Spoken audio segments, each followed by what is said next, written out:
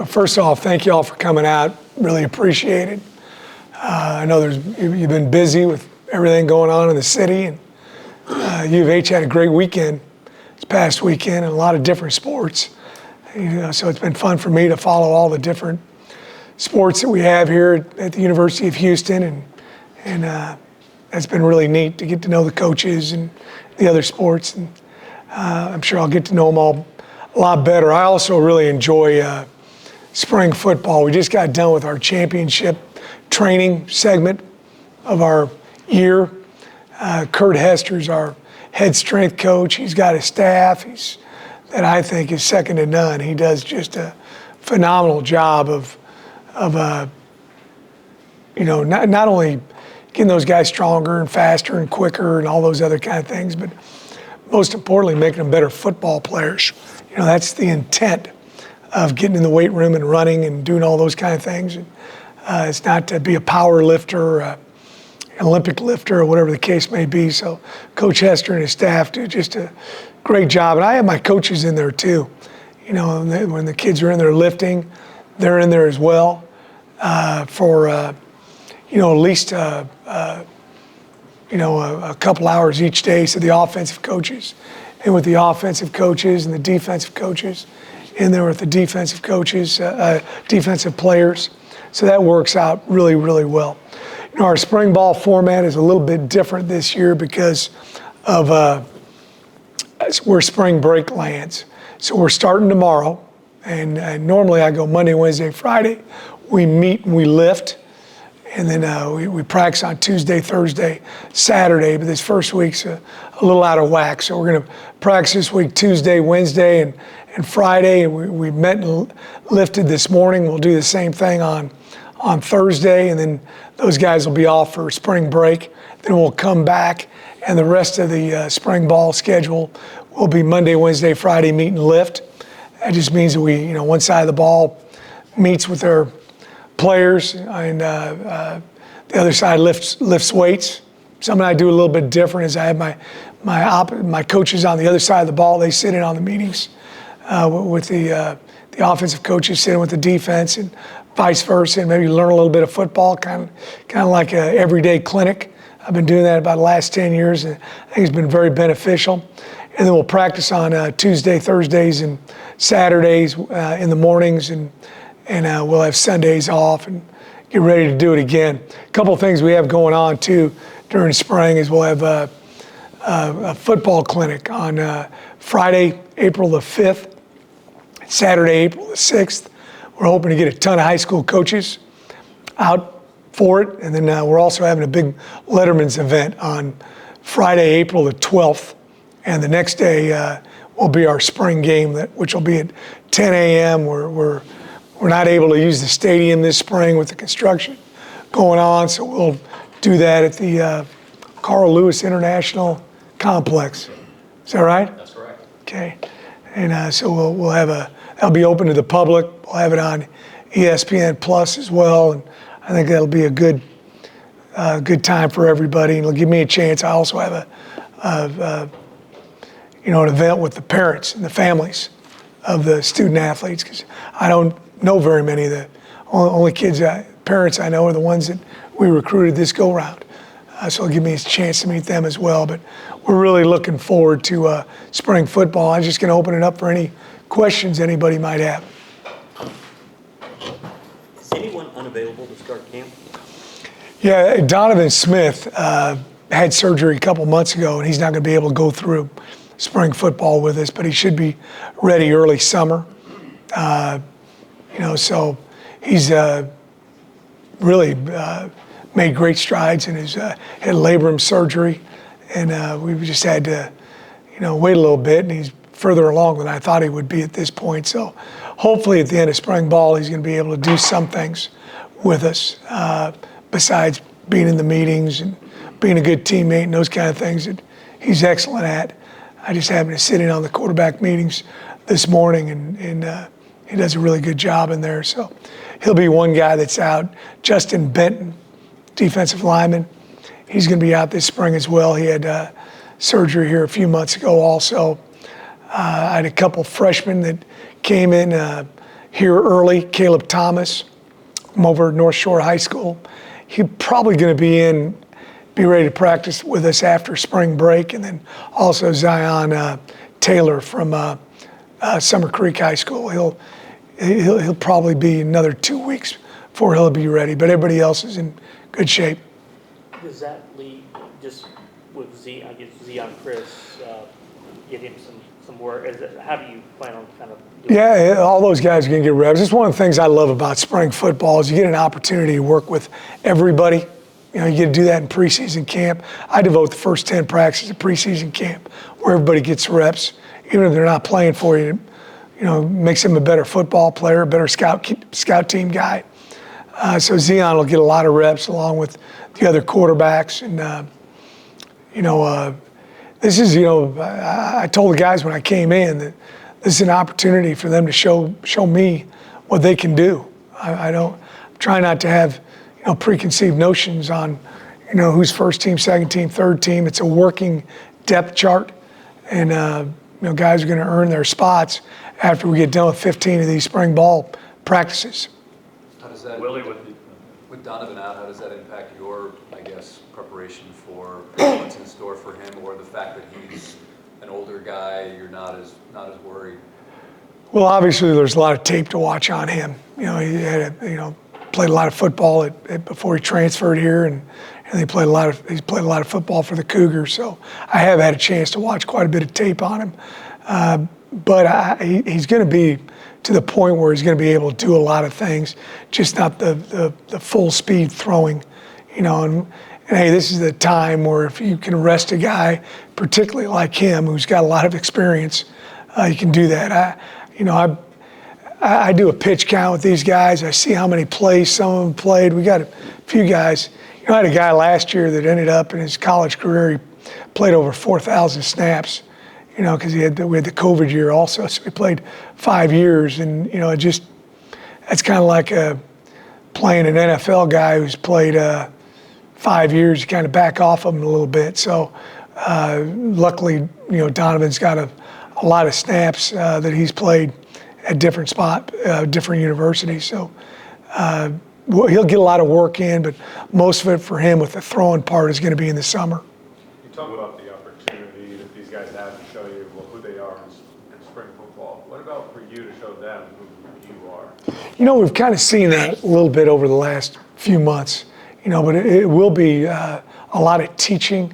We had a meeting this morning at 7 a.m. where I went over practice format, how we do things, showed him some clips with 7-on-7, team, one-on-one, because it is different for them. I have different expectations than what they've had before as far as how we do things. It's just every coach is a little bit different.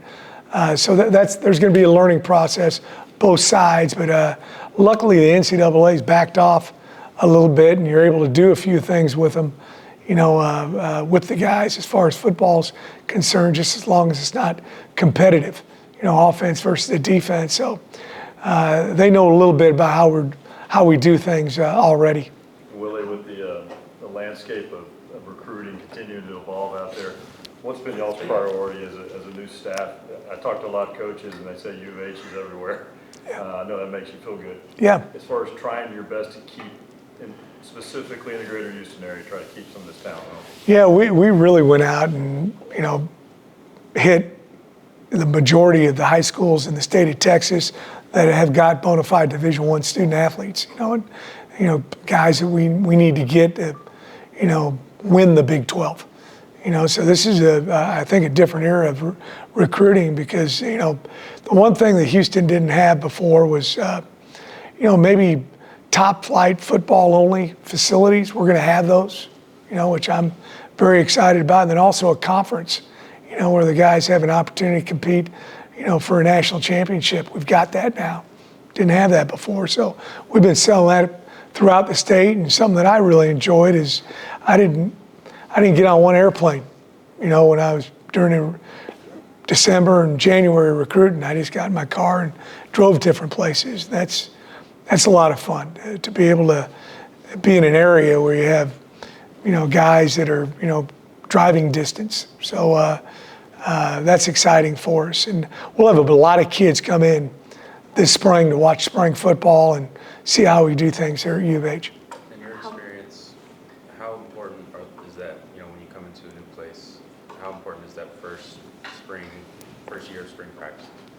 It's huge, it really is. It's you want to make sure they understand how you like to do things, just hustling on and off the field, and how you like to do drills, and the importance of special teams, blocking and tackling. We've already had seminars with the guys, talking about. We had one this morning on tackling. Where we told everybody in our program is going to know how to block and tackle. I think that's a pretty important part of football. So spring ball is big for us to get everybody on the same page. Coaches, players, managers, trainers, everybody involved in the sports staff. I haven't had a staff this big before, so it's new for me as well. What was your message to the team in that first meeting you guys just had? First meeting is just, the expectations I have, and that everybody's going to be able to start with a clean slate. I didn't want them to, there were some guys that maybe felt great about things. Well, we're starting over again. Maybe some guys who didn't feel as good about things. We're starting over again. So everybody's starting with a clean slate, and all I know is what I see. I'm not going to worry about things that happened in the past. I think when you do that, you're not able to have the success that you want to have in the future. Willie, was, back on Donovan, was that a end of the year type deal? Yeah, I guess, this all happened before I got here, but he was having some issues with it, and when we got it looked at, it was something that required surgery. This all transpired before I got here. And when you look at going into the spring at positions, offensive line, I think 4 of the 5 are gone. How does that sort of map out right now with transfer portal or guys that you'll look at? Yeah, and one of the guys that we lost, Patrick Paul, had an unbelievable day at the combine. Running, jumping, drills. I had a couple, friends of mine who were scouts. And I don't know those guys real well, but I have been around him quite a bit, and he seems like an outstanding young man. I went over to the Senior Bowl and watched him perform over there as well. We're going to have new offensive line. We feel like we've picked some good kids up, though. We really do. We got some guys that have had. I think there's one of the guys we picked up. I think he's got 2,500 snaps in Division I football, and another guy's got about 1,600 snaps of Division I football. So, these guys have got some really good experience. Another one, started a few games in SEC. We actually played against us last year when he was at Ole Miss. So we've got some guys that have got some, game experience as well coming in on the offensive line. When you come in new, you kind of inherit a roster. When you go up and down this roster for guys that have been here before, what do you see? And are there any areas where you were real excited about? Yeah, I just watching the guys move around. I try to go to every workout that we do. A lot of it's running and movement, and and you can do some things without, as I said before, without it being competitive. I'm very impressed with our wide receiver room.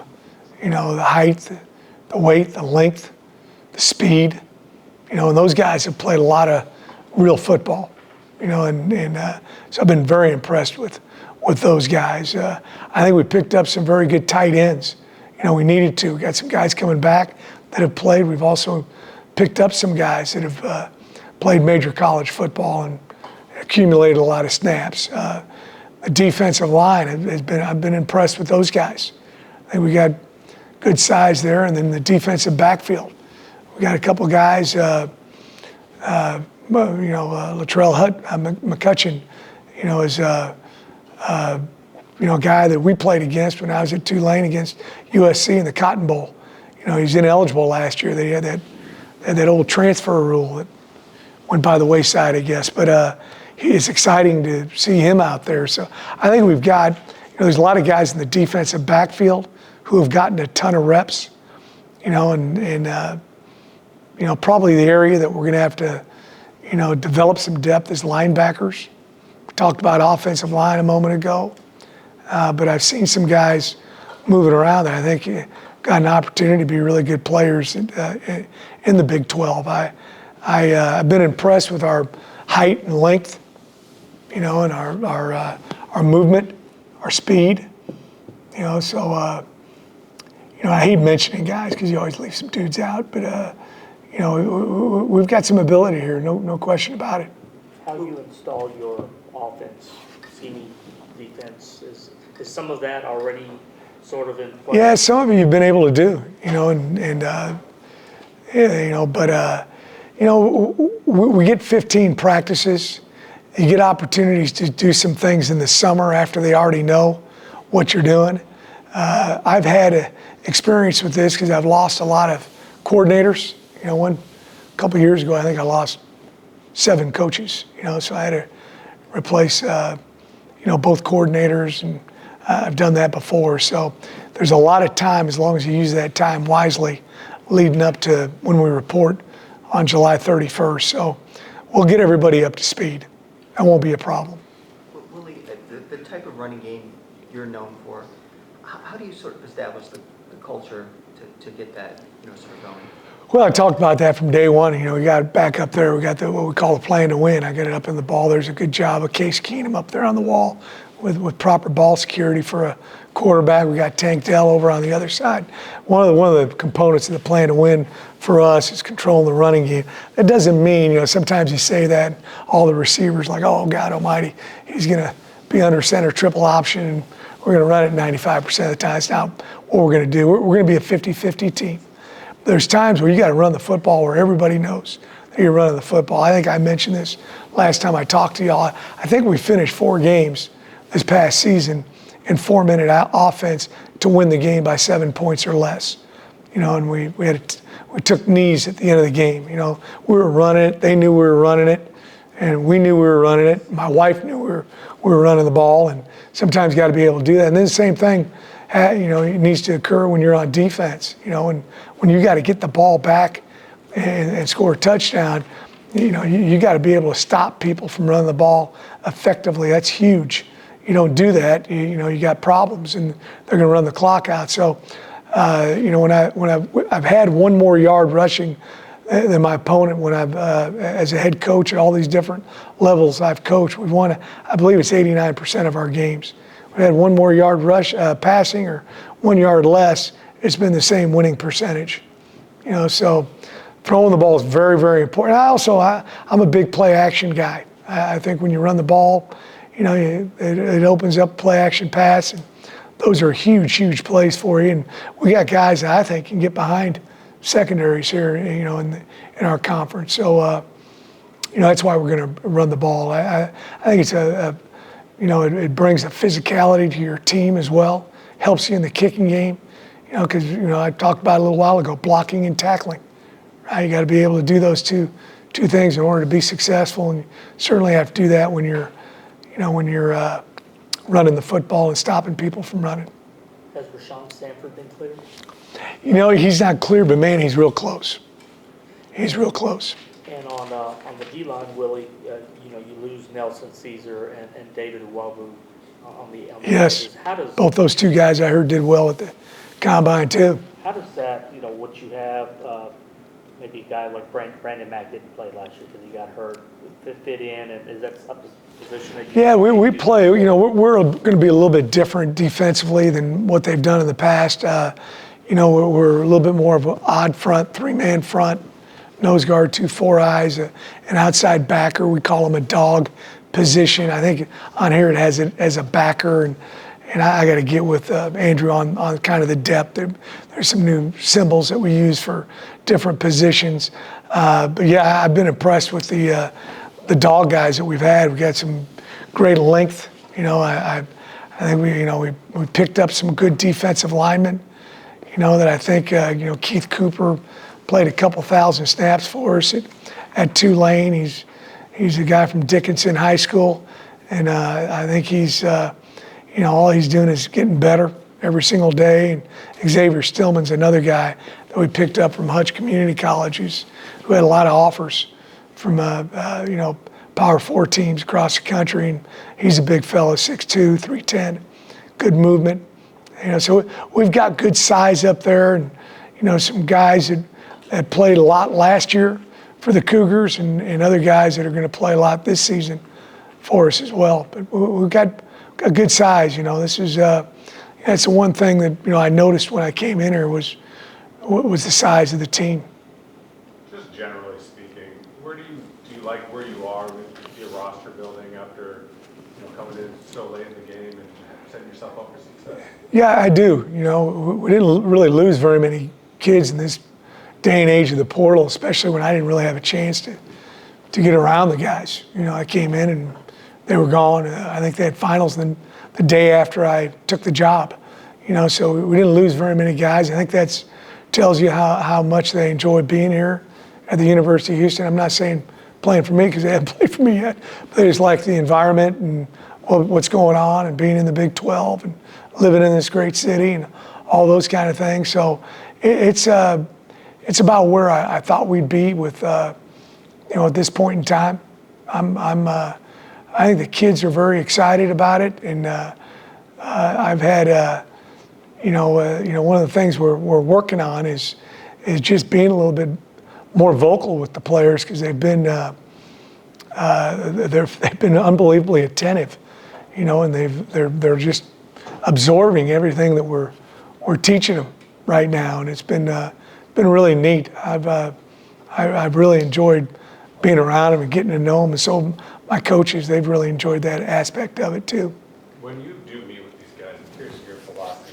Are you just like, listen, 1% today, 1% tomorrow, we'll end up where we want to end up, or do you say, here's the playoffs, this is where we want to be, this is how we get there? We've been talking, I've been saying this, I know a lot of people are saying this. I've got a couple slogans that I've been doing, one since the 80s and one since the mid-90s, but we've been talking about 1-0, and that's not just with football, that's with academic. I want us to be the best we can be academically. That's a big deal to me.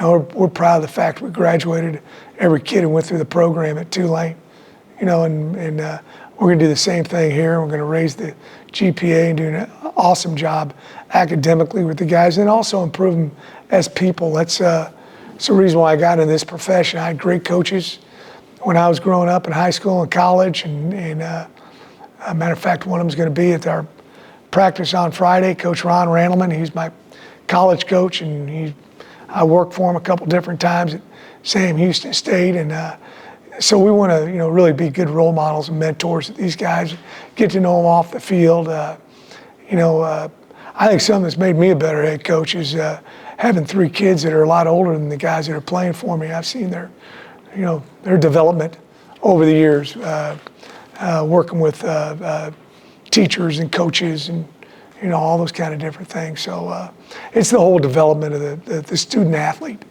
That's a big deal to me. Does starting your career coaching at smaller schools help create a different mindset, a different sport? Calvin Sampson talked about how starting at a very small school sort of helped him. Yeah, he was at Montana Tech, right? I know some people who actually coached football there back in the day, but I think it's helped me out incredibly. I know something about everybody's job.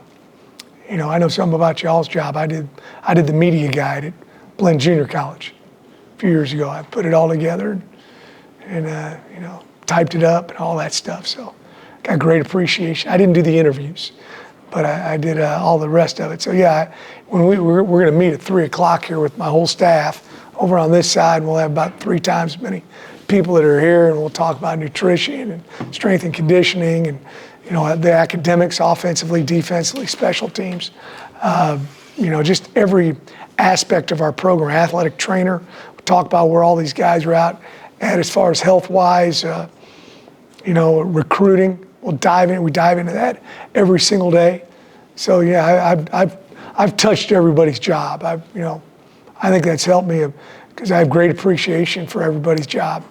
I know enough to screw everybody up just a little bit. No, I just think it's, I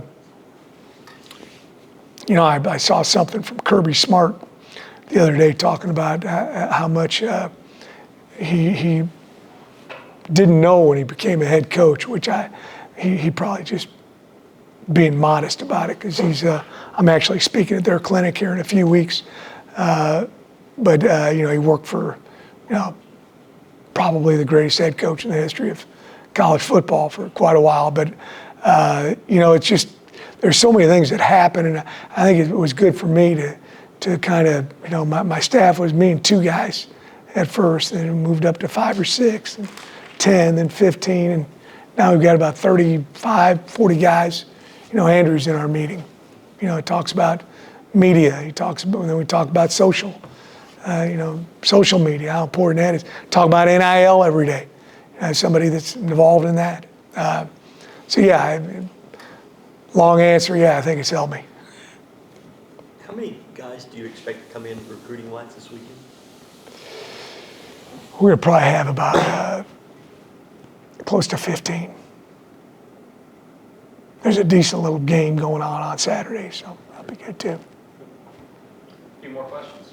And again, with Donovan, you expect him to kind of go through the motions a little bit? Yeah, I think he's going to be able to.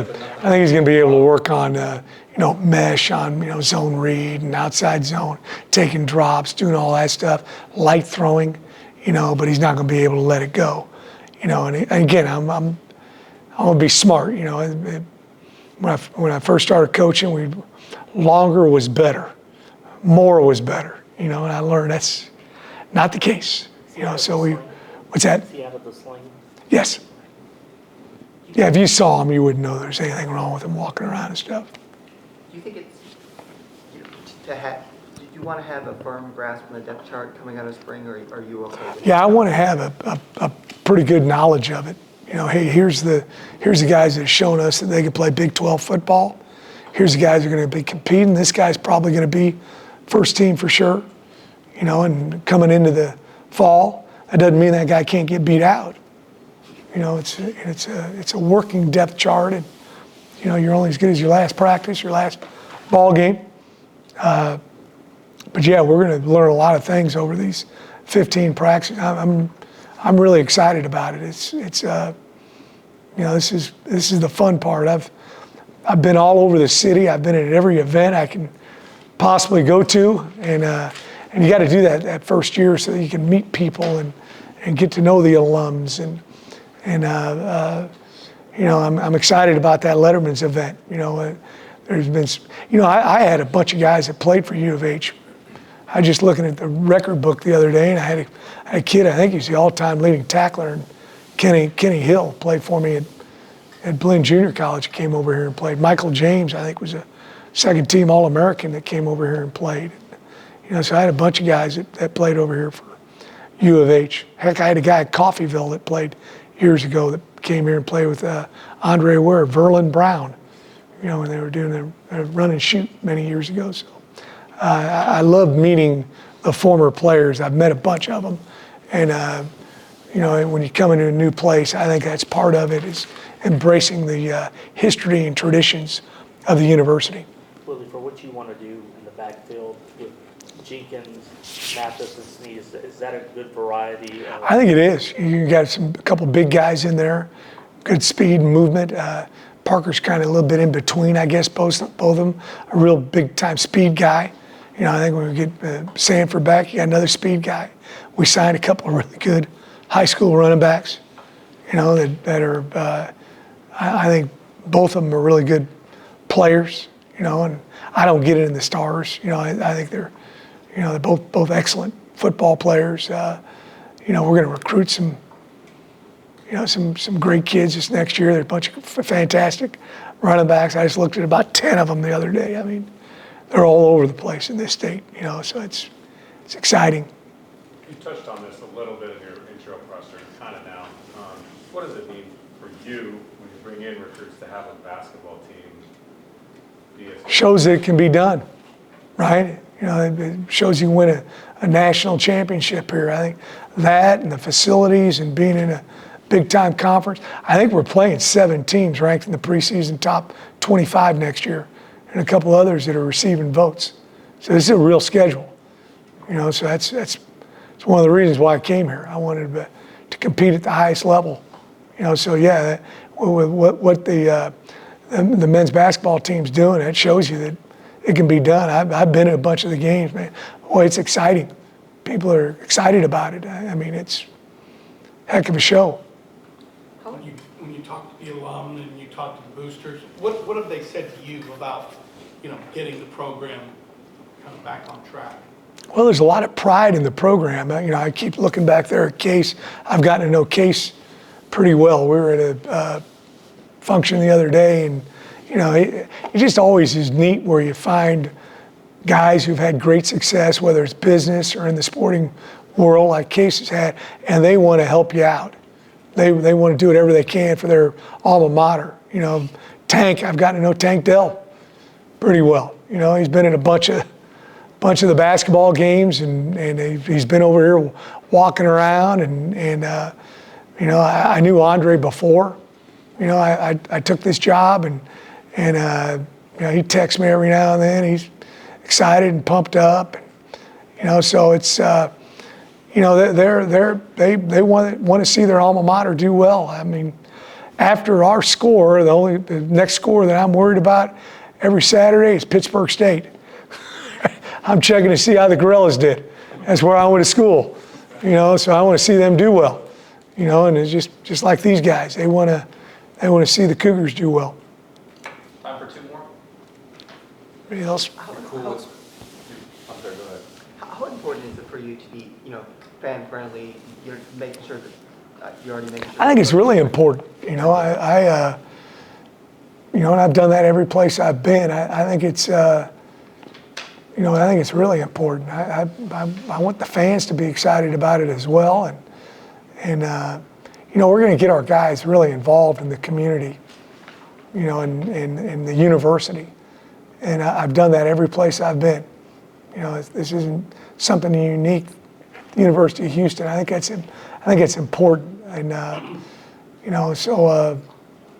want to have great fan engagement. You're cool with our spring game being on TV? Cool with it? Yeah, you bet. I've said it many times before.